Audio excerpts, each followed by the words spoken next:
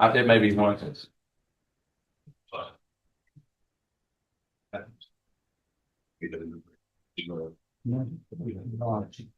So, Mr. Smith, on Jeremiah Branch, I have a new offense of 26 DCCR 1168. Is there something else coming, or is that? I think that was the new one, Judge. Okay, I thought there may be two. I may just. So, you're Jeremiah Branch? Well, there's 26 DCCR 0958 and 26 DCCR 1168 are the two new cases. I've got Mr. Kimler on one of those new cases, but not the Mr. Kimler. Not the latest. Yeah, I don't have. 1168 is the latest one. He was also indicted 3 weeks before that on a aggravated robbery. 1168 is what I don't have. Yes, I have you. Right. That's the one I'm. I'll He's taking over. I'm sure. Okay, thank you. All right. So if you'll get a notice filed on that, Mr. Branch is charged with aggravated robbery, assault on a peace officer, robbery, and then the last one is another robbery allegation. What is the announcement? He has a bond, I suppose. There's an MTRP. Have you filed a motion for a bond, or what do you? We're asking for a bond on the MTRP. MTRPs. Did she print out the orders on those? Is that this? Yes, ma'am. Okay. Thank you.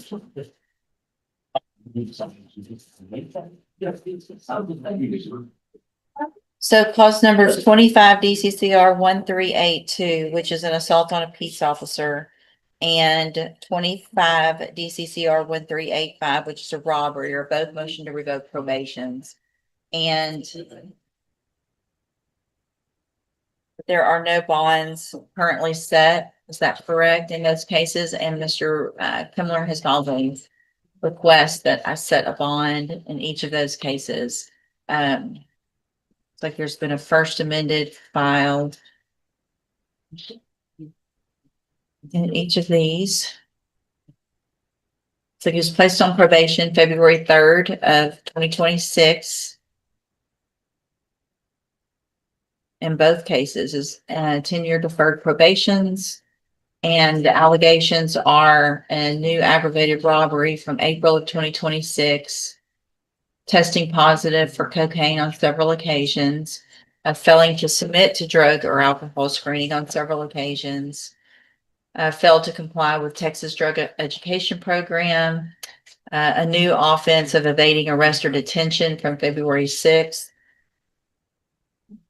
resisting arrest or transportation February 6th. And so, Mr. Kimler, you may proceed.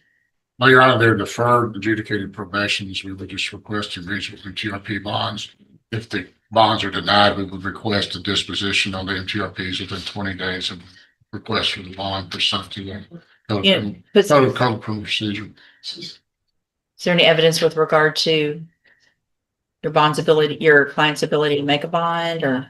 Well, Your Honor, I think he's entitled to a bond. I haven't filed a writ to challenge the amount of the bond because it hasn't been set yet. So I'll wait for the court to set the bond. If that's excessive, then I would follow. If I'm going to set a bond, I need to have information on what his ability is so that I don't set one and then we're back in here. I can elicit that. Raise your right hand the best you can, please, sir. You swear from the testimony you're going to give in this hearing will be the truth, the whole truth, and nothing but the truth. Yes, ma'am. All right, go ahead.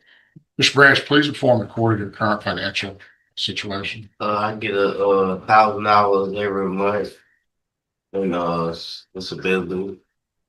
And other than that, do you have any income? I have food stamps, and I was gonna look for a part-time job too. What is your disability that prevents you from working? Seizures, but they told me I could work like I could work like 30 to 4 hours a day. Go supplement your. Yeah. Do you have any assets? You own your own car? I don't own my own cars. Are you under? My mom gave me up. My mom not able to give me a ride. Are they giving you medication at the jail? Yeah, they just put me on the new medicine and it's been working good. Everybody in the dorm say I haven't been having the seizures or outbursts. What medication are you on? I've been trying to get the name of it, but I try to ask my nurse the name of it this morning, but I was sleeping.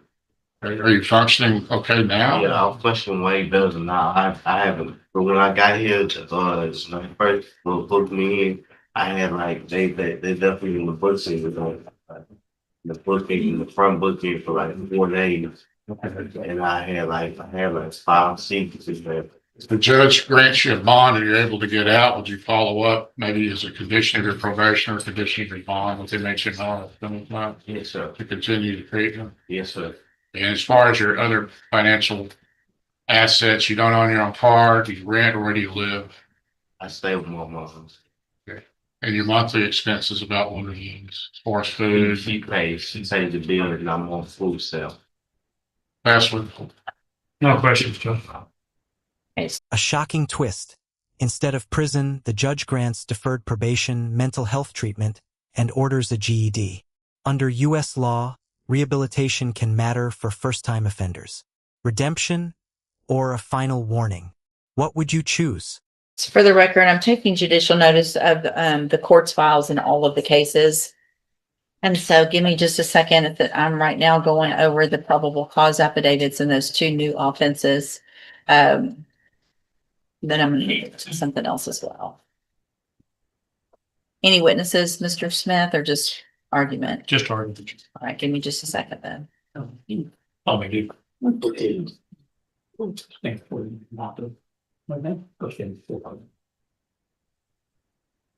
Yes, sir.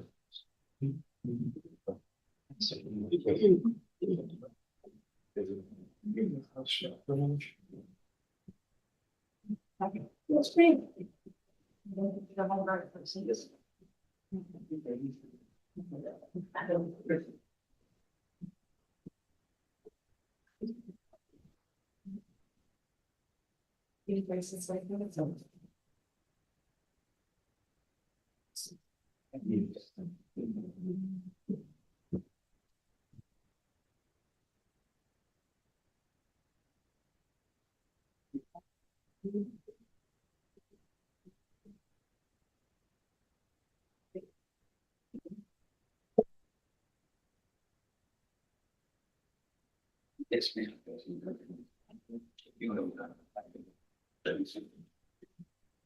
Almost there. Give me just. Yes, ma'am.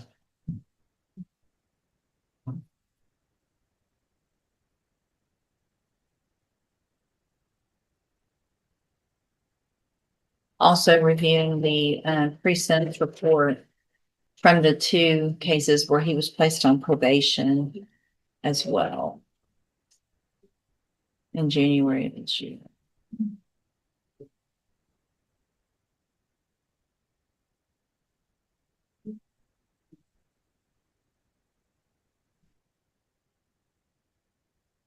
So there was already information when he was placed on probation in January with regard to some mental health issues, and that was addressed. So he was placed on the mental health caseload. So it looks like that's not a new information, that he had some. Okay, Mr. Smith. Judge, I understand that these are deferred cases, but the state is opposed to setting bond based on the nature of the crimes that he was on probation for and the nature of the crimes that he committed within 2 months of being placed on probation for these first robberies. He, on top of the 2 felonies that are filed, there's also evading and resisting that are pending in misdemeanor court. He has failed several drug tests. He's refused to take other drug tests, indicating to me that he is probably under the influence of illegal narcotics most of the time. And for those reasons, I believe he is a danger to our community, and I would request no bond in these cases. I would just add, Your Honor, if the court refuses to set a bond, requesting us disposition within 20 days of their MTRPs. So here's what I'm going to do, Mr. Branch. So the underlying offense that you're on probation for is a robbery and an assault on a peace officer. And the robbery occurred at Delaware Food Mart, went in, attempting to steal, assaulted the clerk, and then they held you there while the police got there. And here we are 2 months after you got placed on probation, or 3 months after you got placed on probation for a robbery of a store. And we've got two additional robberies of the same store 3 days apart that are alleged. So obviously I agree with Mr. Smith. I think that you are a danger to our society. I am going to set bonds. I'm going to set bonds in each of your cases at $300,000.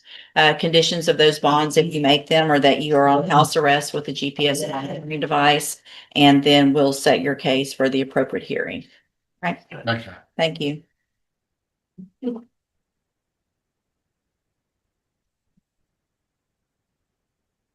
You are Ebony Broussard? Correct. And Yes. this is cause numbers 19-32518, 19-32806, and 21-36615. Ms. Broussard is on probation in the 32518 and 32806, was put on probation January 21st of 2020.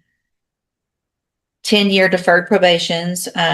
One was escape while arrested, and the other was the second-degree assault on a peace officer, and then was placed on probation July 12th of 2021 in the clause number 21-36615 for a 5-year deferred probation for a state jail felony offensive possession of a controlled substance. She was here previously, entered pleas of true to counts 1 through 5 in that motion to revoke in each of the cases. There was no agreement. I received the pre-sentence report update. Have y'all both had an opportunity to review that update? I have, Judge. Are there any additions or corrections or Thank you. anything on that? Judge, I have just a quick comment. I'd also like to ask Ms. Richard or Ms. Fenton if they have anything for the court. The judge pauses everything to review the evidence personally, and that's a huge moment. Under U.S. law, judges weigh public safety before bond. Will this review change the defendant's fate? Viewers will feel the tension rising. They've been very involved in this case. Anything that's not in the report that you think is important? No, Your Honor, everything that we have in there is very direct in support. All right, thank you. And my only position, Judge, would be that she's obviously been extended almost every opportunity that probation has, every class, every structure, every program, and it would not be the position of the state like it typically is to argue for safety. In fact, I would argue strongly against it. All right, Mr. Kimler?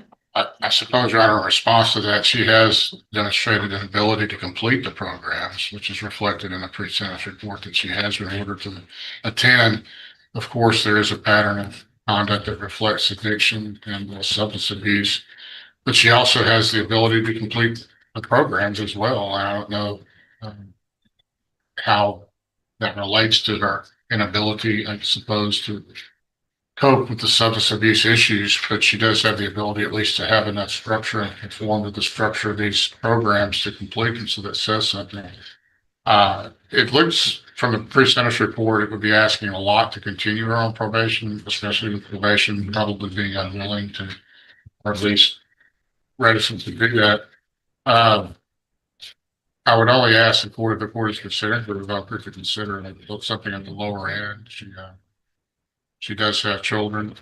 And I'm not trying to use that as an excuse or anything, but they could maybe perhaps. Children she was on her way to get while she was under the influence of PCP.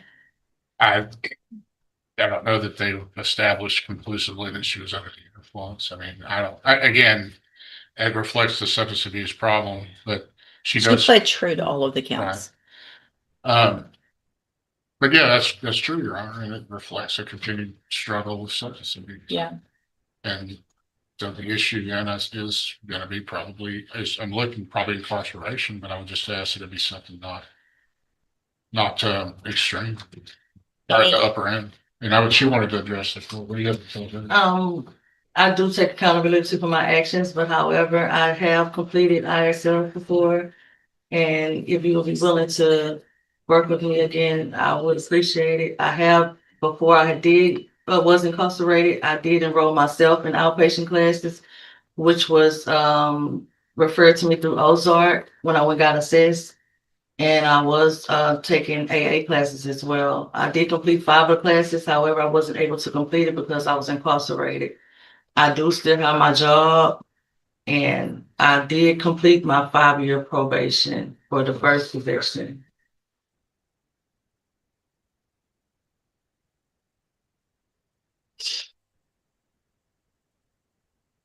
And I do pay my. So is the time, it was told, I mean, because of the motion. So yeah, I mean, you did the 5 years, but Yes, it's not over. yes, ma'am. I still- understand. What is, Ms. Malfino, do you have any position with regard to specifically punishment on these cases?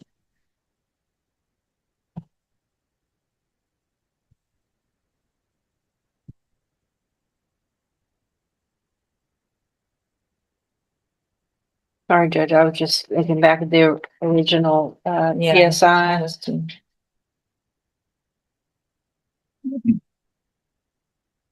Yeah. I do, thanks.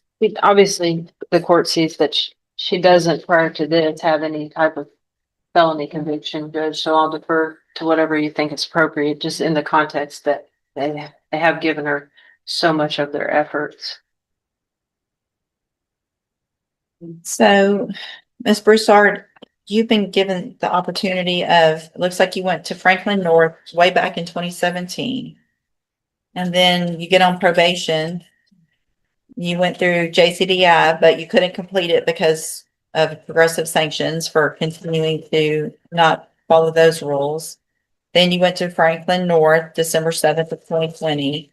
You were on the drug patch program. You did that. You went to anger management.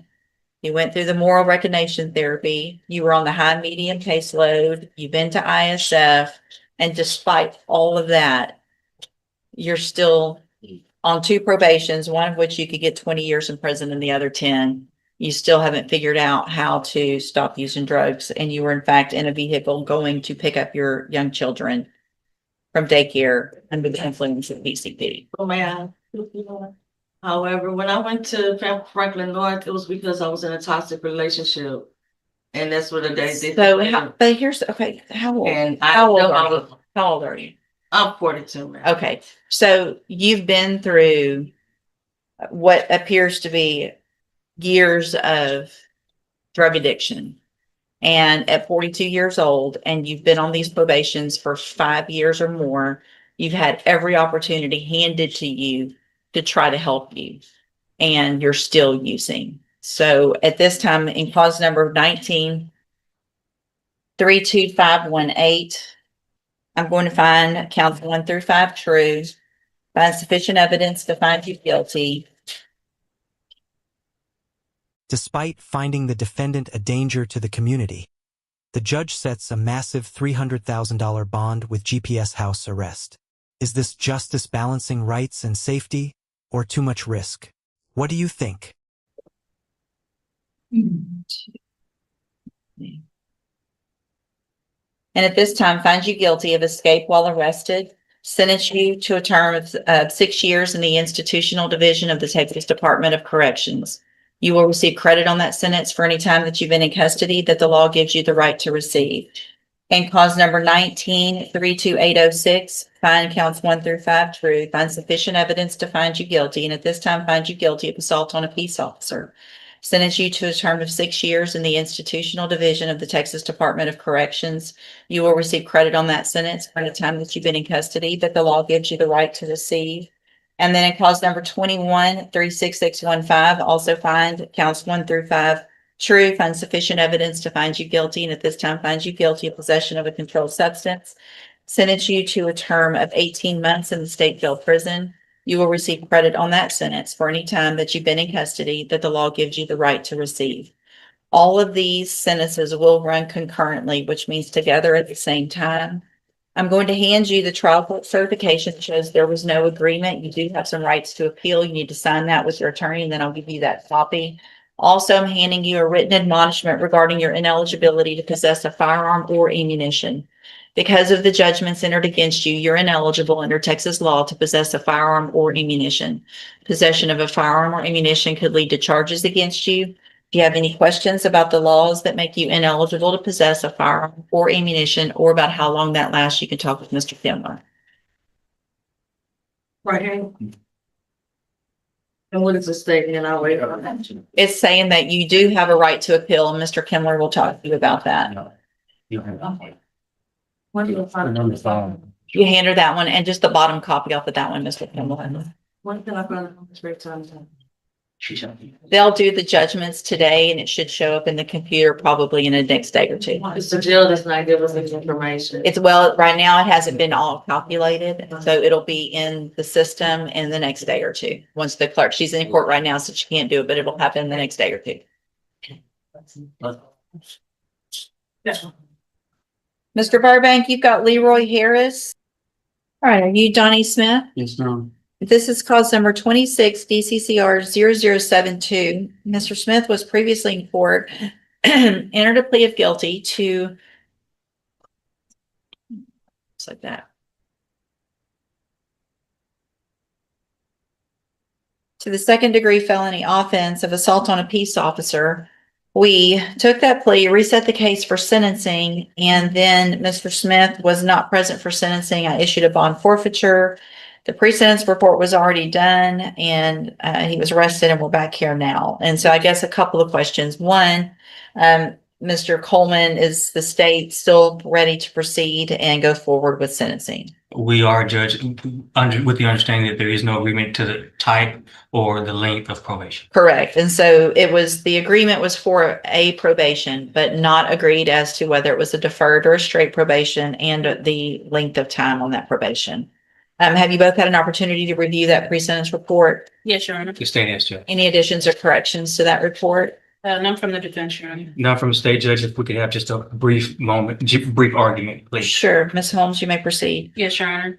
And looking at the PSI report, it appears that all of the current pending matters all occurred on the same day, which is out of character, obviously, for Mr. Smith, who has no previous criminal history. He had no previous juvenile history. And so on this day, he was experiencing, he has been diagnosed with a few mental health situations such as bipolar disorder, ADHD. And I think a part of that is why he acted out on this particular day.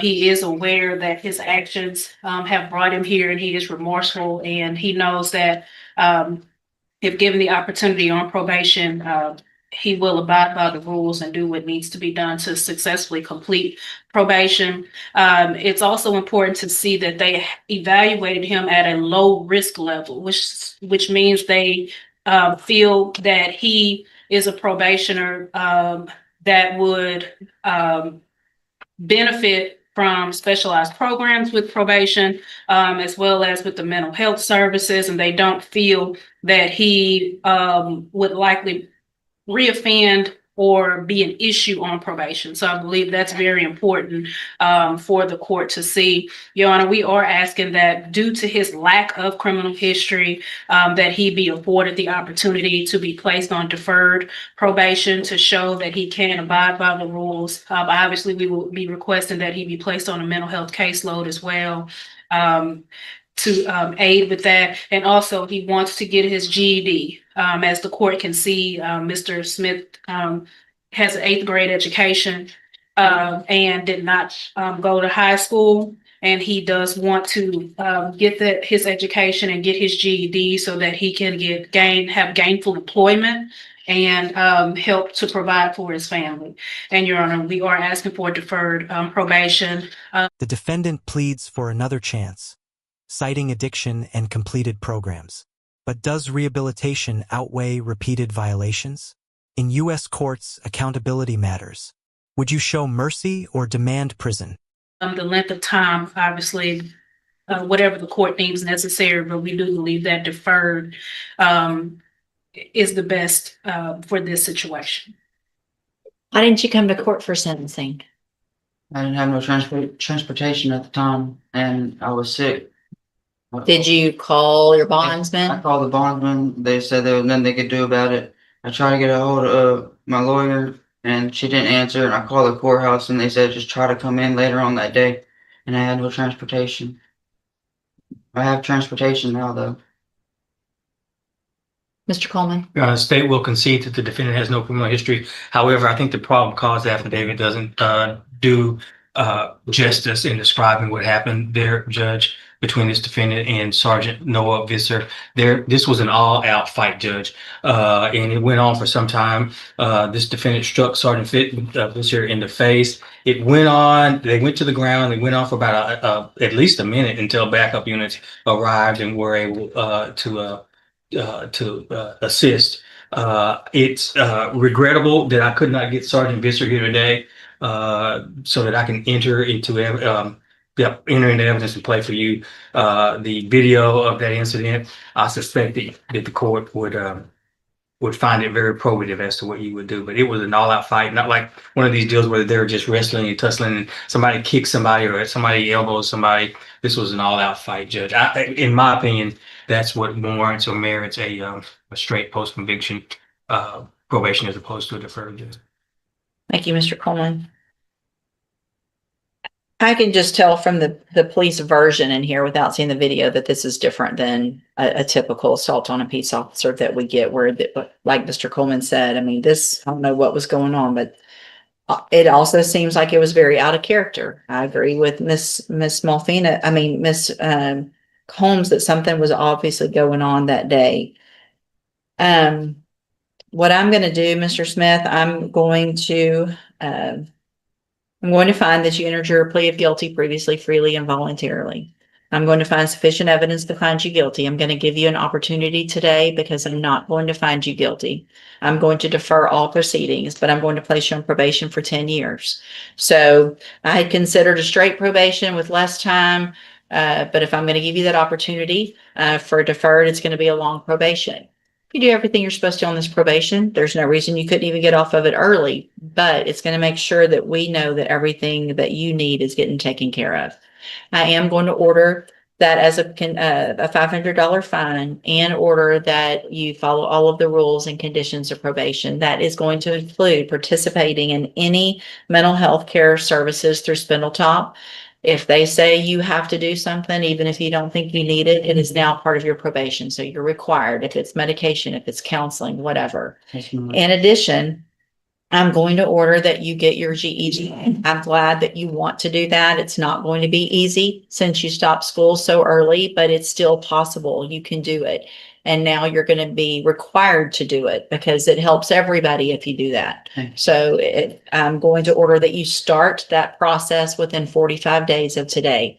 So you don't get to wait and say, well, I've got 10 years to get my GED. I want you to get that GED because it's only going to help you do better in life. If you do everything you're supposed to in this case, this is the best opportunity of your life today to make some real big decisions that change your life because you don't have a felony conviction on your record. And if you're successful, the case will be dismissed at the end. You'll never have a felony conviction. That's cool. The other side, it's great because having a felony conviction changes everything. Yeah. You can't get certain jobs. You can't live certain places. You can't vote. You can't have a firearm. I mean, the list is long on how bad having a felony conviction is. So you've got that opportunity today. If you violate any condition of probation, then you'll be back in here on a motion to revoke your probation. You can be found guilty, which means you'll get the felony conviction. And then I can send you to prison anywhere in that length of time of the punishment range, which is between 2 years and up to 20 years in prison. Do you understand? I'm handing you the trial court certification that shows this was an agreement that I followed. And so you've waived your right to appeal. Also, I'm sorry. On this. Let me see the trial court certification. I just need to change the date. I'm going to handwrite it because that's from the other one. Also, I am making a finding. There was The verdict lands hard, multiple prison sentences after years of probation opportunities. Judges often consider repeated violations when sentencing. Did the court finally run out of patience? How would you rule?